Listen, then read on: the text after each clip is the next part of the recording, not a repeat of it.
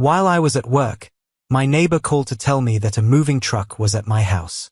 When I got home, I saw that my brother and parents were moving his family into my house without asking. They stated you don't need so much space anyway. That's why I contacted the cops. It has been 8 months since this happened, and I'm finally ready to tell the complete tale. I'm a 29-year-old man who works in commercial construction management, and this is the craziest family drama I've ever been a part of. Sorry for the long post, but this gets really crazy and the finish is worth it. A little bit about how my family works. I have 2 sons, and I'm the oldest. My brother David is 26 years old and has always been the golden child, even though he is a total mess. He dropped out of college twice, can't keep a job for more than 6 months, got his girlfriend Crystal pregnant when he was 24, and they've been living off our parents ever since. In the meantime, I worked in construction while I was in high school, earned my project management qualification, and then managed commercial building projects, where I made $125,000 a year. 3 years ago, I bought a house. Not just any house, but a 2,600 square foot Craftsman that has been updated and is in one of the best areas in our city. I paid $75,000 in cash that I had saved up by working 60 hours a week and lived like a monk for 4 years. The place needed work, but I did it myself on weekends and in the evenings for 2 years. It took 6 months of weekends just to remodel the kitchen. I tore everything down to the studs, put in custom cabinets that I made myself, and put granite countertops on top of everything. The change in the basement was my best work. The space that used to be dirty and unfinished turned into a real entertainment area with a wet bar, custom seats, and a home theater system with surround sound speakers. I wired myself up. It took 3 months of meticulous planning to build the master bathroom. I completely changed the layout, created a walk-in shower with bespoke herringbone tilework, put a soaking tub where it would get natural light, and put in heated floors with a double vanity. The original hardwood flooring needed to be completely redone. I spent every evening for a whole month stripping, sanding, staining, and sealing every square foot myself. I brought the electrical system up to date with modern codes and fixed up all the plumbing. It took 2 years to do the landscape. I cut down overgrown shrubs, planted trees in the right places for privacy, put in an irrigation system, and made garden beds with plants that come back year after year. I made the rear deck myself out of composite materials. I owned every nail, every tile, and every bit of sweat work. The house is on a 1/4-acre property with old oak trees, a 2-car garage, and a workshop where I fix up old cars. Since I bought it, the value of the property has gone up by 30%. It's not just a home. It's my safe place, my investment, and confirmation of all the hard work I've done. Richard and Linda, my parents, have always had strong feelings about what other people should do with their lives. Mom thinks her sons are there to help her make her idea of a family come true. She shares quotations on Facebook that inspire her family while trying to control every part of her kids' lives. Dad does what she says to avoid trouble. David and Crystal reside with their 2 kids in the basement of my parents' house. David only works sometimes. Delivery driver, temp in the warehouse. Crystal is currently unemployed again after being fired for being late. She has never had a job and spends her days making TikTok videos about her struggle while my parents pay for her accommodation, utilities, food, and babysitting. The way things are in the family is that David always gets chances, while I have to keep my life together and support everyone else. My parents purchased David a new automobile when he crashed his old one at 22. They paid for his lawyer when he was caught stealing from a store. They threw a baby shower and set up a nursery when Crystal was pregnant. I got a handshake after I finished college.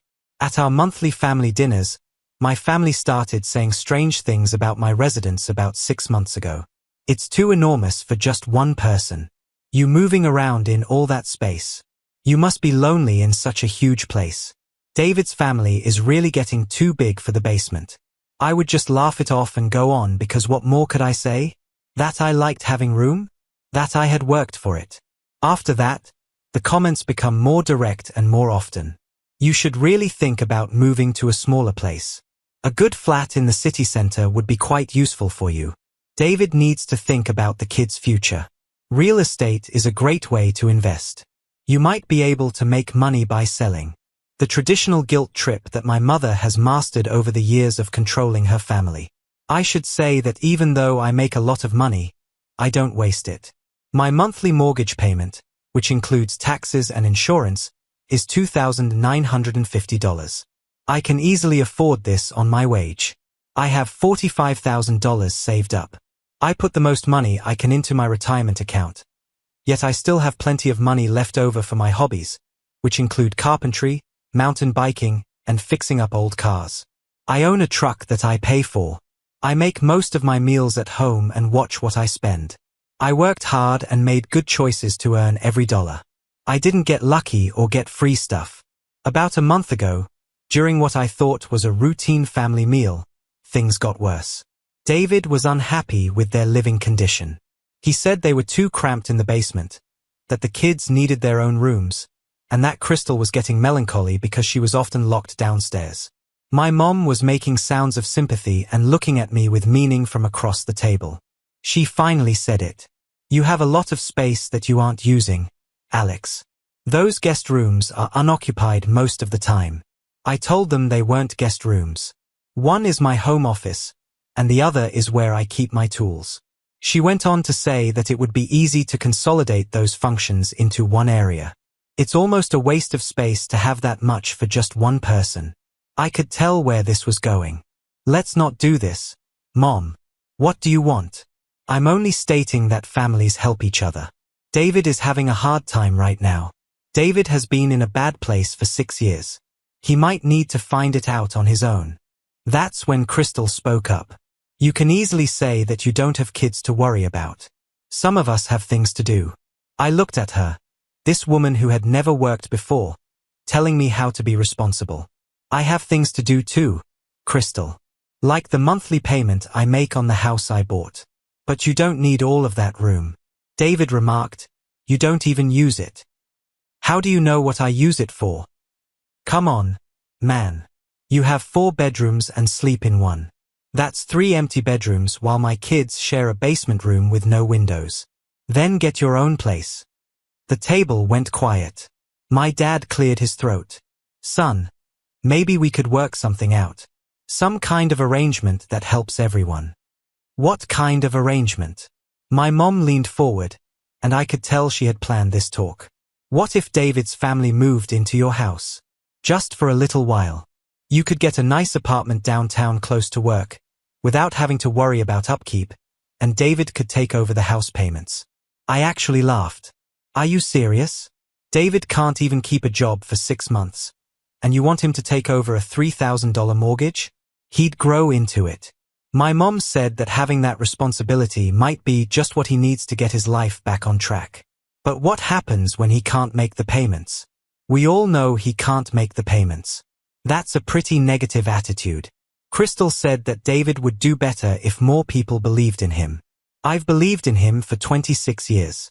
At some point, belief needs to be backed up by actions. The conversation went downhill from there, with my family making more and more ridiculous arguments about how this arrangement would be good for everyone, especially me. They said I would save money, have less responsibility, be closer to work, and best of all, I would be helping family. It was a win-win situation that only a selfish person would refuse. I left dinner early that night, but I thought that was the end of it. My family has always been big on dramatic conversations that fizzle out when reality sets in. I thought they would realize how impossible their plan was and move on to something else. I was wrong. The next Tuesday, I was in my home office going over project blueprints when I got a text from my mom saying she would be over around 2 p.m. to measure the guest bedrooms. David wants to see if his furniture will fit. I called her right away. Mom, what are you talking about? Why would David's furniture need to fit in my guest rooms? Oh, sweetie. We've been talking about this more since Sunday. David's lease is up next month, and his landlord is raising the rent to an impossible amount. We thought you could move into that nice apartment complex downtown and David could take over the house payments. It really is the best answer. I felt like I was in a different world. This is my house. I bought it. I fixed it up. I pay for it. Well, yes, but you don't need all that space. And David has kids to think about. You're being selfish by keeping all that room to yourself when your brother's family is cramped in a basement. It's selfish of you to want to live in the house I bought with my own money. Mom, we're not having this conversation. David can figure out his own housing situation like every other adult in America. She got that icy tone she uses when she's not getting her way. Alex, we've thought about this a lot and talked about it a lot. It's the right thing to do for the family. David can probably take over your mortgage payments. It'll actually save you money in the long run. Take over my payments? The guy who's been unemployed for 3 months and has never paid for anything more expensive than a cell phone bill. The answer is no. End of discussion. Don't be hasty. Think about it overnight. We'll come by tomorrow to take some measures and look at the logistics. No, you won't. Don't come by. Don't measure anything. The answer is no. It will always be no. And if you show up at my house without permission, I'll call the police. She hung up on me. That should have been the end of it. But my family has never been good at accepting no for an answer, especially when they think they deserve something. 2 weeks later, I was overseeing the installation of HVAC systems in a new office building about 40 minutes from home when I got a call from my elderly neighbor across the street. She's a nice lady who has lived in the neighborhood for 30 years and keeps an eye on things for everyone. Alex, dear, I hope I'm not bothering you at work, but there's a moving truck at your house and people are bringing furniture inside. I thought you might want to know since your car isn't in the driveway. My blood turned to ice. What kind of people? Well, it looks like your parents and that young man who visits sometimes. And there's a pregnant woman telling them where to put things. I thought you knew about it, but then I realized you might not since you're not there. I was in my truck and driving home before she finished the sentence. I called my boss and told him there was a family emergency. Then I drove like my life depended on it, weaving through traffic and running yellow lights. When I got home, I couldn't believe what I saw. A U-Haul truck was parked in front of my door. My parents' car was there. David's beat-up Honda was there, and people were moving furniture, baby cribs, a ratty couch, boxes of clothes, and even a refrigerator into my house. I sat in my truck for 30 seconds trying to wrap my head around how rude it was. They were really trying to move David's family into my house without asking, without permission, or any legal right at all. It was like they didn't even know I existed, like my ownership didn't matter, like they could just decide to move my stuff around because they wanted to. I got out and walked straight to my front door, which was propped open with a box. The scene inside was even worse than I'd imagined. David was carrying a mattress up my stairs, grunting with effort and sweating through his shirt.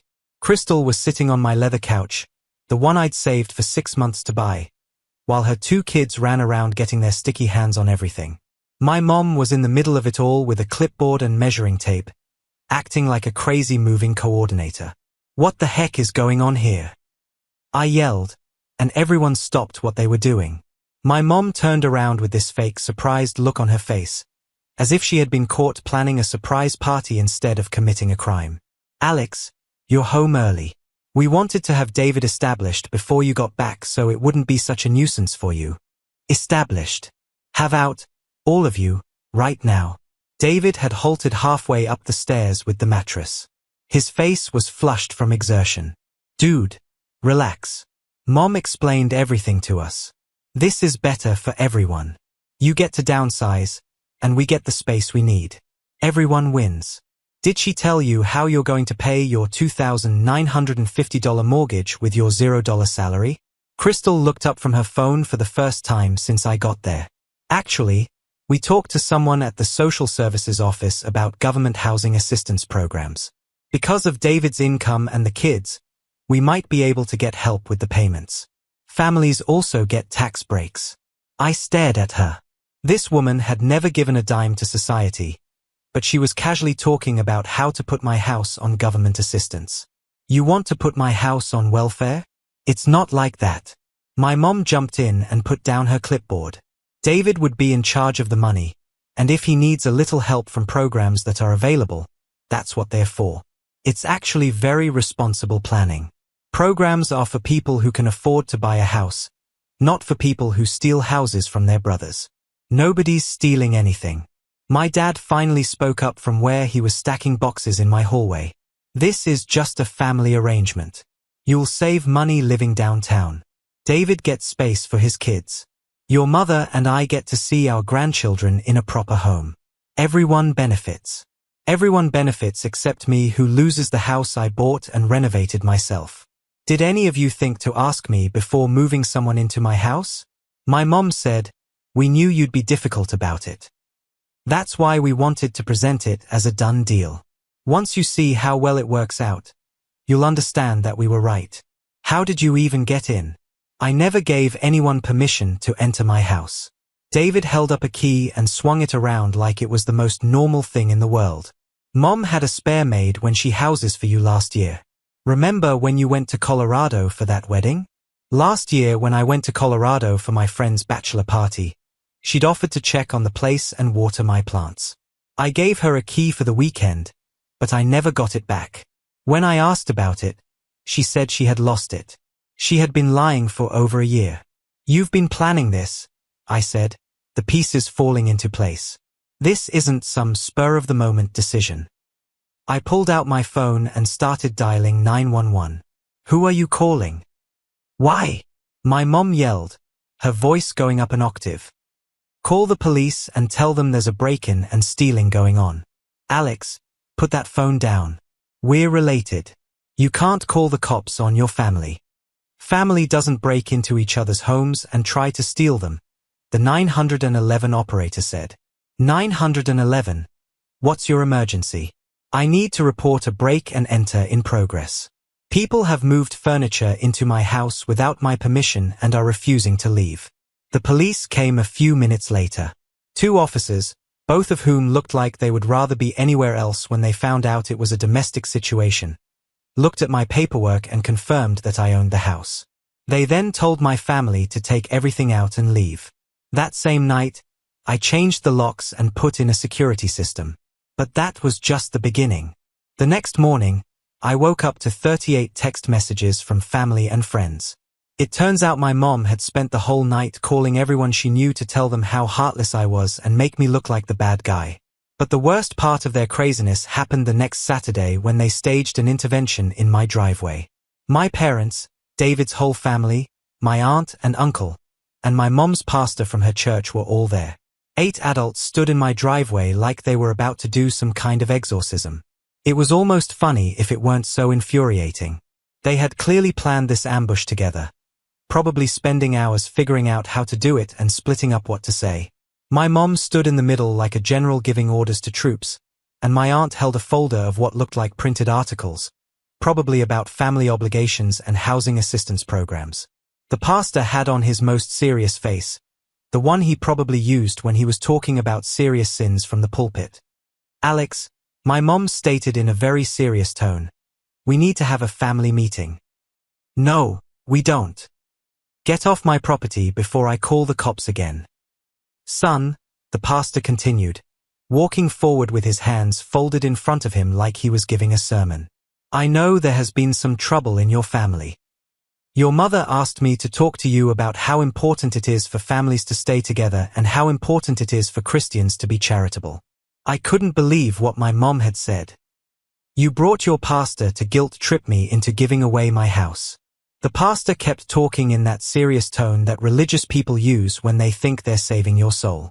"The Bible tells us to take care of our families, especially kids who need help. Matthew says that whatever we do for the least of these, we do for Christ himself. The Bible also says that a man who doesn't work doesn't eat."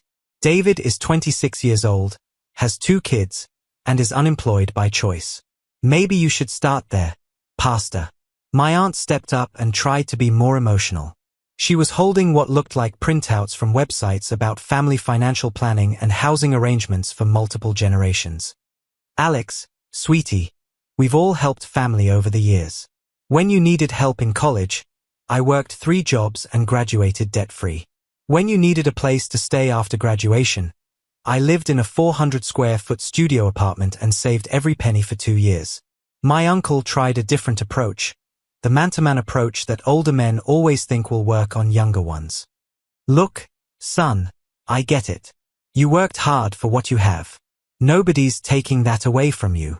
But David has kids to think about. Family duty. You'll understand when you have kids. If I have kids, I'll plan for them and take care of them like a responsible adult. I won't expect my brother to give up his house because of my bad choices. Crystal was behind David holding their youngest child and giving me a look like I had ruined her life. The baby was crying in the heat, and she clearly didn't want to be pregnant and standing in my driveway for this stupid fight. That's why you can't keep a girlfriend, she remarked loudly enough for everyone to hear. You're selfish and cold. I smiled when I heard, no woman wants a man who won't help his own family. I actually laughed out loud. Crystal, you're 24 years old, have 2 kids, no job, no education, no skills, and you're living in your boyfriend's parents' basement. Maybe you shouldn't give relationship advice. Hey! David stepped up and finally showed some backbone. Don't talk to her like that and then tell her to keep her mouth shut about things she doesn't understand. My mom tried to take control of the intervention again, clearly upset that their carefully planned ambush was falling apart. Alex, we've talked to someone who knows the law about this situation. There may be family property arrangements that you haven't thought of. This was new information, and it scared me. What kinds of legal options? A family law attorney from our church explained that family property can sometimes be subject to family necessity arrangements, especially when there are children involved and there are big differences in family wealth and living situations. I stared at them, realizing they really thought they could sue their way into my house.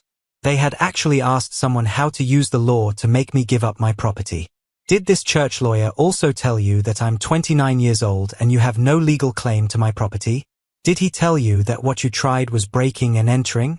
Did he explain the difference between wishful thinking and actual law?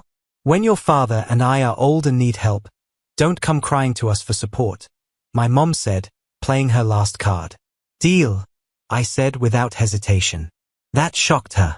She thought I would back down and choose possible guilt in the future over boundaries in the present.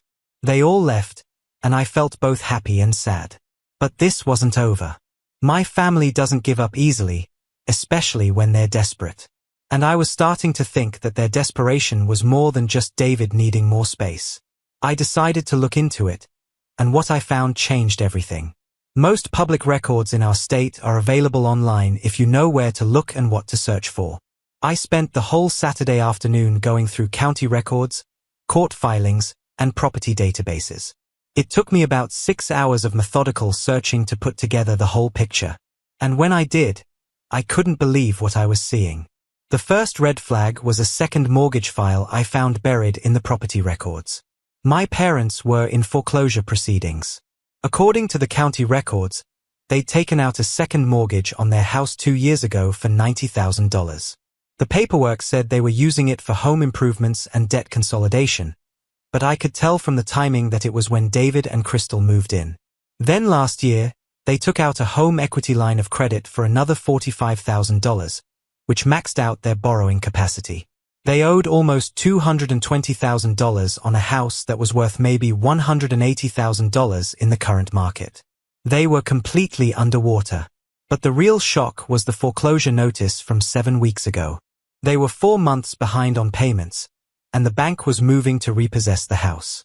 They had until the end of next month to bring the account current or lose the house. They needed over $18,000 to fix the default, which they clearly didn't have. Now their desperation made perfect sense. They weren't just trying to help David. They were trying to save themselves. If David took over my mortgage payments, they could use the money they'd been spending on supporting him and his family to catch up on their own house payments. It was a desperate attempt to rob Peter to pay Paul with me as the unwilling victim. But where did all that money go? 4 people on a fixed income, $135,000 in loans over 2 years was a lot of money. I kept looking through business registration records and found the smoking gun. 18 months ago, my dad registered an LLC called Morrison Family Investments. The filings said it was going to be a house flipping business. The paperwork showed big plans to buy, fix up, and sell properties for a profit in what they thought was a hot real estate market. More research showed just how bad their financial situation was. Morrison Family Investments had used money they borrowed from their house to buy 2 properties. The first was a 1960s ranch house they bought for $98,000, with the plan to sell it for $150,000 after fixing it up. Instead, they got in over their heads with structural problems they hadn't seen coming, problems with contractors, and delays in getting permits. The house sat on the market for 8 months before finally selling for $63,000, a loss of $35,000 plus carrying costs, taxes, and renovation costs. The second property was even worse. They bought a foreclosed duplex for $110,000, planning to fix it up and rent it out for steady income. But they didn't realize how bad the damage was or how much it would cost to bring it up to rental code standards. When they couldn't finish the repairs or make the payments, that property went into foreclosure as well. It was eventually sold at auction for $75,000, which meant they lost about $35,000 on that deal as well, not including the money they had spent trying to fix it. My parents had lost all their retirement savings and borrowed as much as they could against their house in an attempt to become real estate moguls during the pandemic boom. They had watched HGTV shows and thought it looked easy, completely ignoring the risks and complexities involved in property investment. And now they were about to lose everything. But when I started looking into David and Crystal's situation, I found out that the financial disaster was even worse than I had thought. David filed for Chapter 7 bankruptcy 18 months ago. This meant that all of his debts, including $28,000 in credit cards and a car loan that he had defaulted on, were wiped out. This is why he couldn't get his own mortgage. Crystal had a lot of collection agencies after her for unpaid medical bills, store credit cards, and something called quick cash loans for $4,200 at a very high interest rate. My perfect judgmental family was completely broke. Not just broke, financially destroyed. And they'd been hiding it from me while lecturing me about family responsibility. Suddenly, their plan made perfect sense. Get me out of my house, move David's family in, use the money they'd save on supporting David to catch up on their mortgage payments. They probably thought that once I started paying rent downtown instead of building equity, I would be more willing to help them out financially on a regular basis. I called my lawyer and told him what I had found. Alex, you need to be very careful here.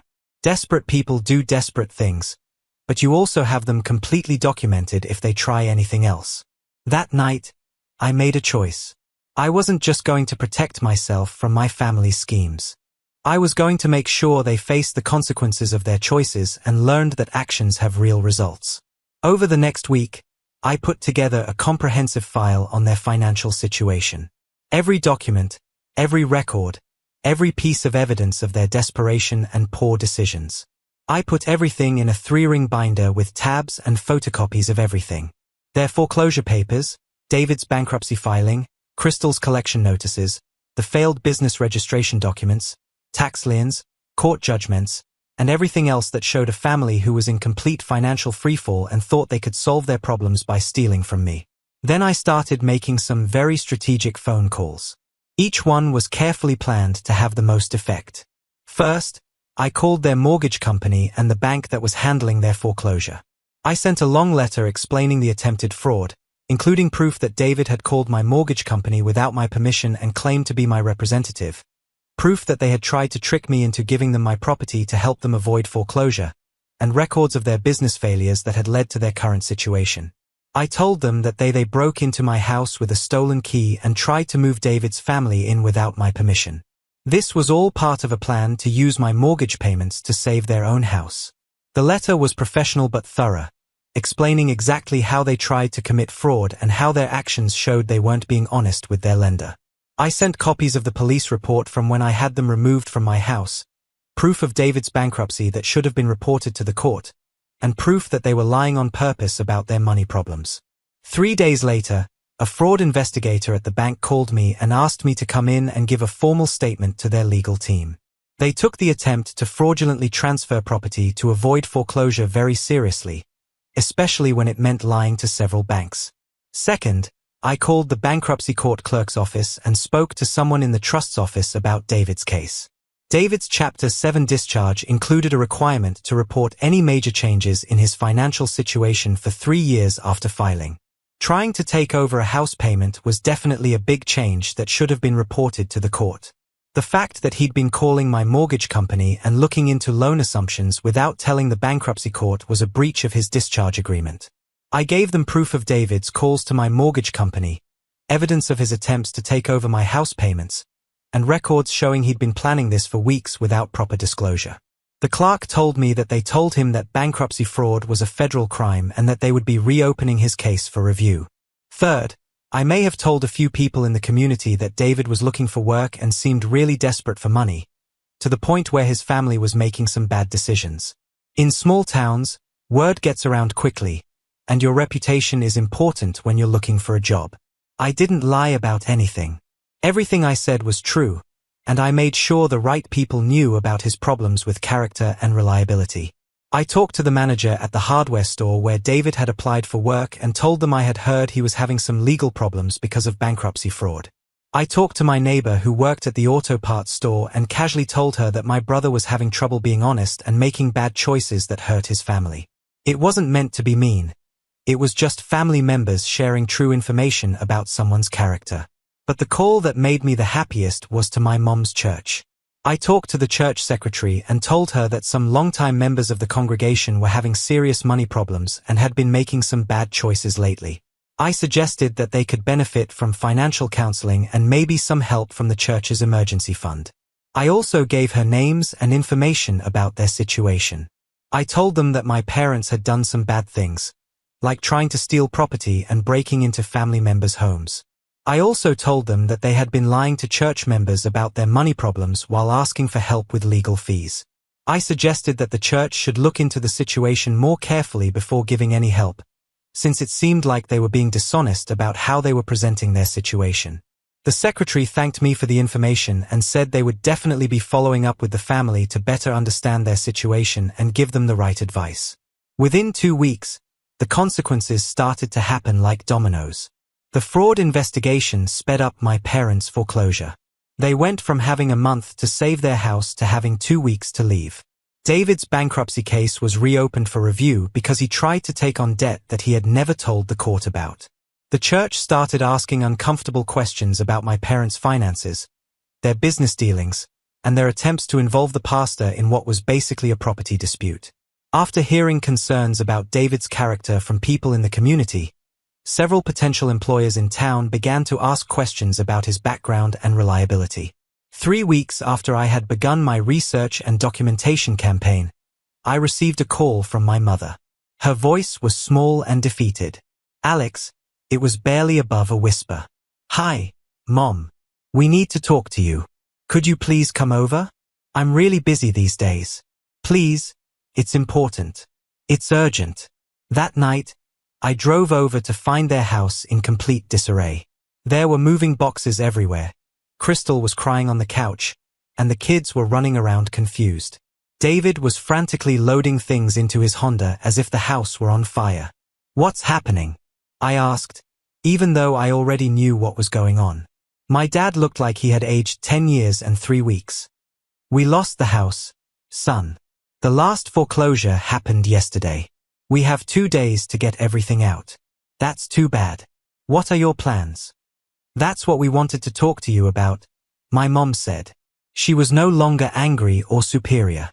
"Alex, we know we made mistakes and didn't handle things well with your house, but we're family and we need help. What type of support do you need?" David stopped carrying boxes and turned around, sweat streaming down his face. "We are in big trouble. We lost the house. The bankruptcy thing got reopened somehow. Crystal's mom won't let us stay there anymore because a collection agency is calling. We have nowhere to go. I'm sure you'll figure something out. You're all adults." "Alex," my dad said quietly, his voice shaking. "We were wondering if we could stay with you just for a little while until we get back on our feet." I stared at him. "Stay with me in the house you tried to steal from me. We're family," Crystal said through her tears. "You have to help us. That's what family does." "Actually, I don't have to do anything."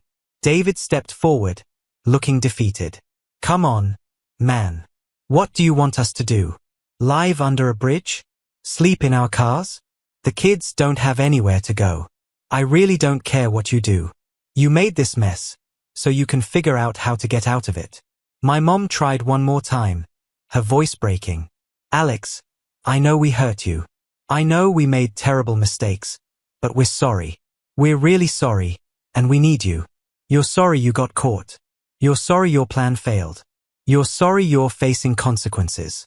But you're not sorry you tried to steal from me. I looked around at all of them, desperate, broke, and homeless, and finally understood that what they did had real consequences. Here's what's going to happen. You're going to clean up the mess you made and get jobs. Real jobs that you actually show up for. You're going to find apartments you can afford. You're going to stop expecting other people to bail you out of your bad decisions.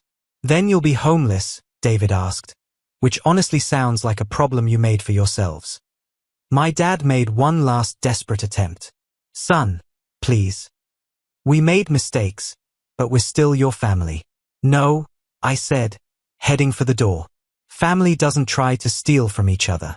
You guys are just people I happened to share DNA with who turned out to be criminals. Alex, my mom called after me, her voice cracking completely. You can't just abandon us. I turned around one final time. Watch me. That was 8 months ago. Since then, I've heard bits and pieces about what happened to them through mutual friends and social media. My parents moved into a one-bedroom apartment in the worst part of town and both got jobs at a discount grocery store. They work opposite shifts so that one of them can always be home with David's kids, since David and Crystal can't afford childcare. David and Crystal moved into a double-wide trailer with her sister in a mobile home park outside of town. David finally got a steady job at an auto parts store, but it's only minimum wage and they're barely making ends meet. Crystal got a job at a fast food restaurant.